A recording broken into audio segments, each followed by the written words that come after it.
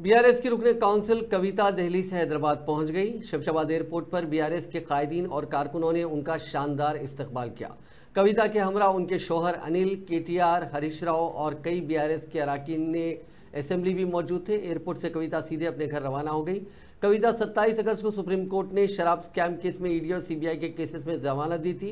153 दिन जेल में गुजारने के बाद वो उसी दिन रात 8:10 पर जेल से रिहा हुई। रिहाई के बाद मीडिया से बात करते हुए कविता ने कहा कि इंसाफ जीत गया और उनकी जद्दोजहद जारी रहेगी।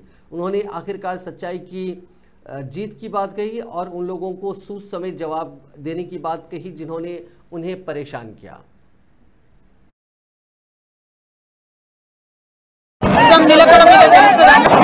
నేను తెలంగాణ ప్రజలందరికీ కూడా తెలియజేస్తా ఉన్నాను।